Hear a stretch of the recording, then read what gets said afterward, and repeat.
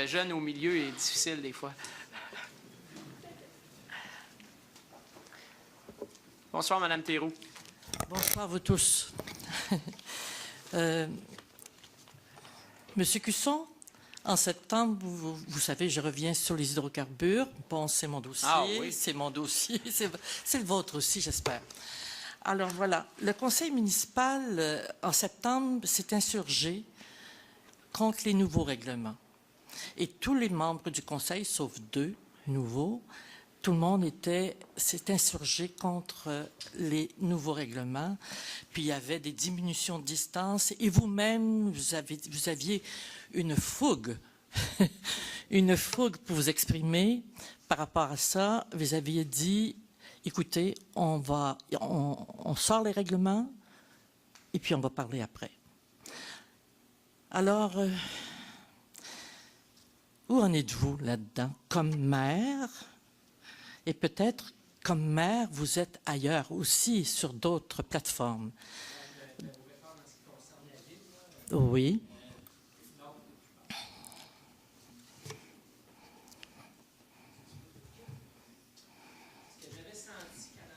J'avais fermé les micros, donc voilà, excusez. C'est revenu. Ouais, voilà. Alors, évidemment, notre position n'a pas changé. Depuis le mois de septembre, j'ai eu l'occasion de rencontrer le nouveau ministre à 3 reprises pour lui faire part de nos préoccupations. On est en attente, comme tout le monde, en fait.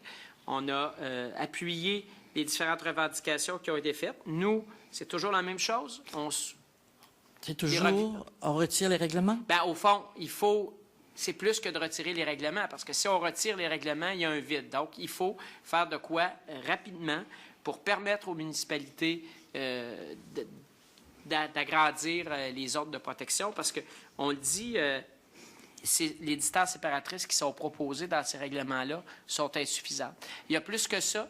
Il faut que le gouvernement prévoie des mécanismes dans tout le cadre des renouvellements des claims là, qui se font presque automatiquement. Nous, on va être capable de mettre un terme à ça. Ça fait partie des représentations qu'on fait, effectivement, que je fais comme maire, mais aussi, comme vous l'avez dit, dans d'autres fonctions. Toute la question de l'acceptabilité sociale, pour nous, est importante. Entre autres, le Bureau des audiences publiques en environnement, le BAP, à notre avis, arrive beaucoup trop tard dans le processus là, qui est prévu par Québec actuellement.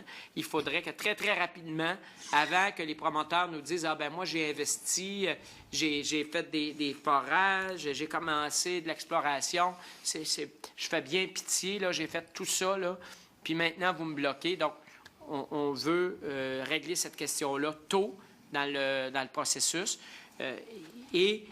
On veut, comme je l'ai dit tout à l'heure, nous assurer que les municipalités, les MRC qui adoptent les schémas d'aménagement puissent déterminer des zones incompatibles beaucoup plus facilement que ce qui est souhaité actuellement et que ce pouvoir-là s'applique de façon claire, entre autres au renouvellement des claims. Parce que là, il y a des claims, ce n'est pas nous qui allons payer, en tout cas, pour que les claims soient retirés, mais quand ils arrivent à échéance, il faut être en mesure d'intervenir et d'éviter qu'ils soient renouvelés. Ça, c'est notre volonté. On veut que les MRC déterminent les zones incompatibles. Il y a toute la question, là, le gouvernement dit qu'il faut protéger les milieux humides, mais en même temps nous dit qu'il va permettre de l'exploration. Pour nous, ça, c'est du chinois. C'est du chinois ou en tout cas, c'est incohérent. C'est incohérent. Donc, notre demande, elle est là. On est en contact régulier avec les ministres. J'imagine que dans les prochaines semaines, on va lui reparler, puisque là, il a reçu les municipalités, les commentaires là, par les associations municipales. Là. Ça s'est passé surtout par la Fédération québécoise des municipalités et l'Union des municipalités du Québec. Les municipalités qui adhèrent ont appuyé ces revendications-là et on continue de soutenir auprès du ministre. OK. Mais, bon, on peut, nous, c'est ce qu'on peut faire. Hein? Okay. Notre rôle, c'est ça. On ne peut pas se promener sur la rue en criant, puis etc. Notre intervention, on l'a fait directement auprès de ceux qui vont prendre des décisions.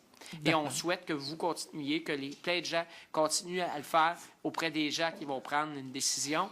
J'ai été à l'Assemblée nationale la semaine dernière. En quittant, j'ai vu qu'il y avait des gens qui faisaient une conférence de presse si j'ai bien entendu, sur ce sujet-là. 32 000 Bon, signatures donc, qui ont été déposées. Voilà. Oui. Donc, c'est important de poursuivre ça. Le premier ministre, dans une conférence à la fin du mois de novembre, a dit qu'il n'y aurait pas, je l'ai devant moi, il n'y aura pas de projet d'hydrocarbures sans qu'il y ait acceptabilité sociale de ces projets. Pour nous, clairement, il n'y a pas d'acceptabilité sociale. Donc, Oui. il va falloir, comme on dit, que les bottines suivent les babines. Ça, je suis d'accord avec ça. Mais l'acceptabilité sociale dont on parle pour M. Moreau, je ne sais pas si c'est la même que pour l'ensemble des municipalités et pour nous. Parce que quand les municipalités ne réagissent pas, quand ils visitent du monde, puis qu'ils consultent, puis qu'ils écoutent, ils écoutent, les gens sont contents d'être écoutés, mais quand il n'y a pas de réaction négative, même pas des questions, des réactions négatives, un refus, lui, il parle d'acceptabilité sociale. Alors, je m'excuse de manger mes mots. De diction. Oui. Donc, nous, écoutez, OK. clairement, ce qu'on réclame à tous les jours, ce qu'on continue de réclamer, c'est que les pouvoirs des gouvernements de proximité, que les gouvernements de proximité ont les pouvoirs suffisants pour s'opposer à toute exploration sur leur territoire et pas suivi là, d'une demande qui nécessiterait d'engager 3 doctorants, puis 3 physiciens. Qui se contredit d'une manière ou d'une autre. Donc, c'est ça. Donc, il faut que ce soit simple et qu'on puisse intervenir rapidement. Et il y a toute la question du renouvellement des licences d'exploitation aussi qui nous préoccupe et pour laquelle on porte une attention spéciale. Merci. Deuxième question. Allez-y. Vous savez qu'avant qu'on tombe en élection, que nous tombions tous en élection, Jean Falaise était venu vous rencontrer. Il avait interpellé M. John Husk au sujet des autobus qui avaient le projet de passer au diesel. OK? C'est-à-dire du diesel au propane. Excusez-moi. Alors, M. Falaise avait dit, il ne faut pas faire ça. Il ne faut pas faire ça, il faut éviter de faire ça parce qu'on ne remplace pas un système avec, en tout cas, l'hydrocarbure par un autre projet d'hydrocarbure. En d'autres termes, il faut cesser cette démarche-là. Alors donc, il disait, vous êtes mieux de rester au diesel pendant un bout de temps, quitte à être capable de remplacer ça par de l'électrique. Parce qu'on passe d'un hydrocarbure à un autre hydrocarbure. Si on passe du diesel au propane, le propane étant quelque chose qui vient quand même puis il y a toujours le méthane derrière ça et tout ça, là, donc c'est 30 fois plus dommageable pour la santé. Alors, est-ce qu'on peut espérer de votre part, de la part de M. Husk et des autres, qu'on ne fasse pas ce choix de passer du diesel au propane, puis attendre qu'on ait, même s'il faut 2 ans, on aura un autobus électrique, un premier, comme il y en a un peut-être ailleurs à Saint-Hyacinthe. C'est notre intention d'aller vers les autobus électriques quand il y aura quelque chose de satisfaisant. Il y en a un déjà, on en produit. Je sais que le coût est plus élevé, mais... C'est pas qu'une question de coût, là. On a fait des recherches là-dessus. Il y a peut-être des gens de l'équipe qui pourraient répondre là-dessus. On a fait des recherches là-dessus et pour l'instant, on aura des véhicules tels que prévus au gaz naturel, qui s'en iront par la suite vers l'électrique. Parce que pour le moment, là, la technologie ne nous permet pas d'avoir quelque chose de fiable ou en tout cas de performant. Mais là, moi, je me considère certainement pas ingénieur ou autre. Là, il y a parmi les gens qui ont travaillé là-dessus, peut-être M. Watkins qui pourrait nous toucher un mot. Je peux faire 2 commentaires. Le premier commentaire, c'est que... Le micro, monsieur? Oui, okay. Je m'entends. OK. Vous m'entendez? J'espère que vous entendez.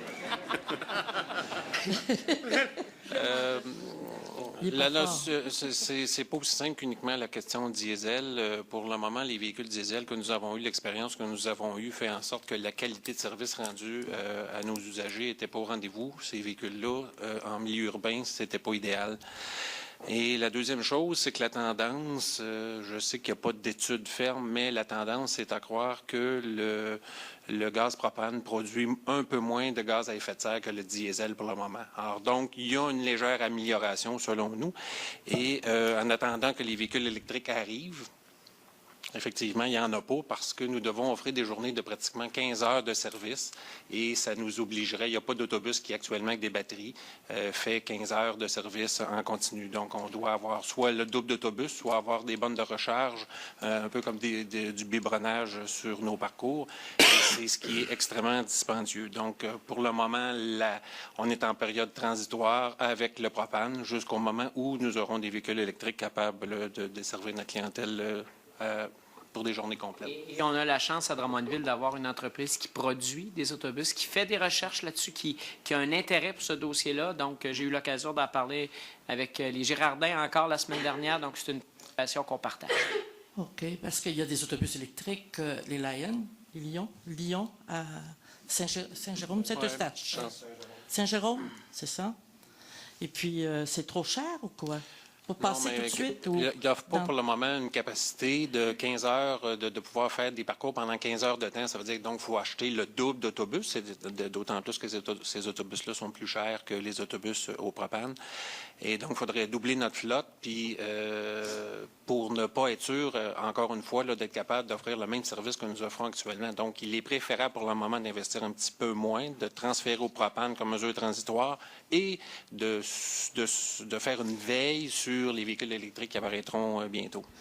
Quelle est la part du budget qui va là-dedans? On l'a mentionné tout à l'heure, quelques pourcentages, 4 ou 5 peut-être, Ça pour veut dire le transport. Ouais, ça représente combien en montant? 2 millions. 2,3 millions pour passer du diesel au propane? Non, ça c'est le coût de notre budget annuel en transport en commun. Le budget annuel, OK, ça va. Bon, je m'en tiens à ça. L'autre chose, j'aurais plusieurs points, mais j'en ai juste un autre que je vais présenter ce soir. Alors, c'est au 7.12. Vous parlez de l'éclairage, l'entretien, l'éclairage. Oui. Puis, je vous ai envoyé beaucoup de choses là-dessus. Je lis tout. Je lis tout. Vous avez tout? Je suis pas toujours d'accord, mais je lis quand même, jusqu'au bout. Ça, c'est bon. Ça, c'est bon. C'est déjà beaucoup. Alors, moi, je suis d'accord pour les économies réalisées avec les DEL. OK? Je suis d'accord. On passe du sodium, ou je ne sais pas trop quoi, à du DEL. Bon. Mais, vous savez que le DEL, dans les choses que je vous ai envoyées, le DEL très fort de 4000 K, est très nocif pour l'agent ailé et pour finalement les pollinisateurs.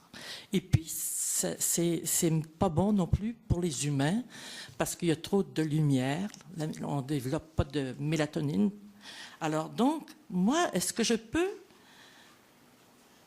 vous suggérer d'installer des DEL ambrées, donc moins éclairantes, moins froides, moins, comment je dirais, dans cabinet de dentiste, là. J'ai déjà dit cabinet de dentiste. Je pense que c'est ce qu'on fait déjà, là. Monsieur Crevier, peut-être? Il n'y a pas de ambré à l'heure actuelle, là. Monsieur Crevier? Bien, pour répondre à votre question, la Ville de Drummondville s'est dotée d'une carte de toutes les rues municipales sur laquelle on a statué de la couleur d'éclairage, donc la température de la couleur d'éclairage qu'on appelle.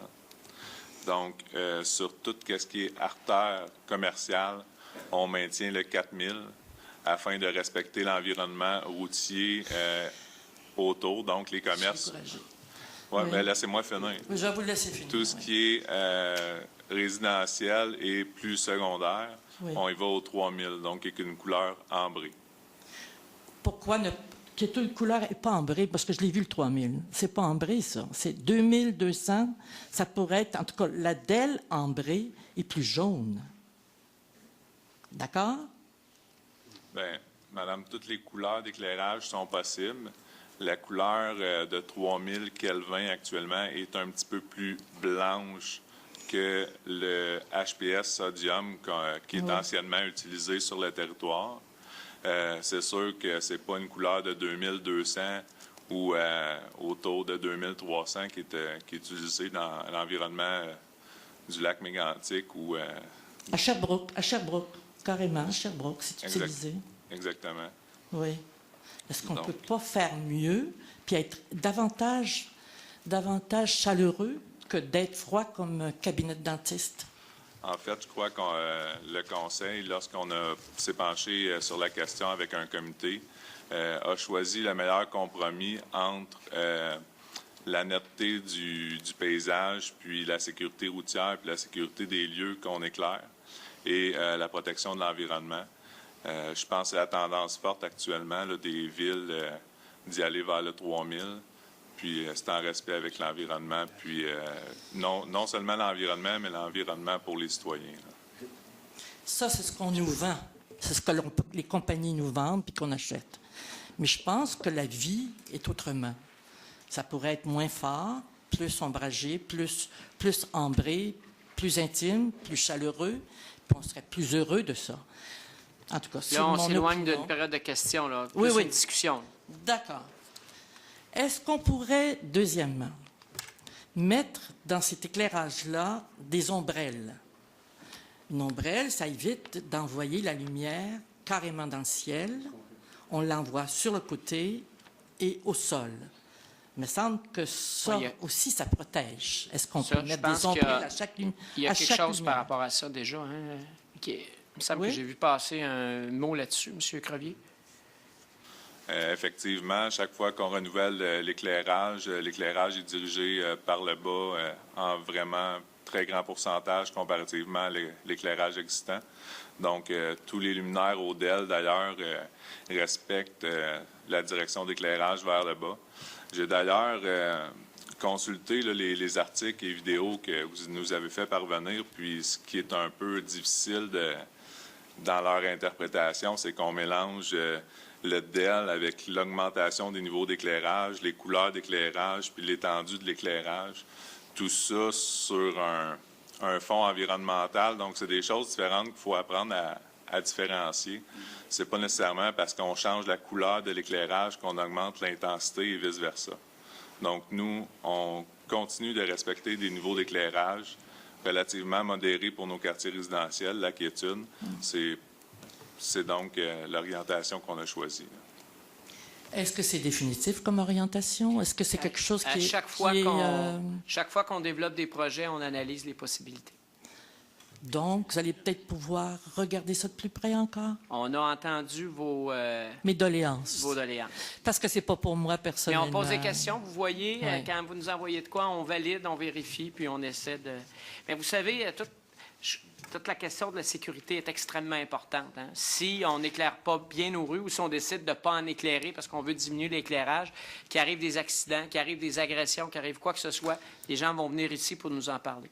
Oui, je pourrais vous en parler moi aussi parce que j'ai failli être frappé 2 fois sur la rue Riotte la semaine dernière, même dans les passages Ça, je à vous niveau. crois parce que Parce les que gens doivent être plus prudents. Oui, parce que l'éclairage était trop fort, les fameux DEL des voitures, là, il y en a des blanches où c'est près des voitures, alors, donc c'est pas... Écoutez, je vais arrêter là-dessus, puis je reviendrai peut-être pour les herbicides et les choses comme ça. Allez-y, là. Ou une autre fois, vous voulez dire ça? Oui, ce une soir? autre fois, OK, oui. parfait. OK. Merci beaucoup. Bonsoir.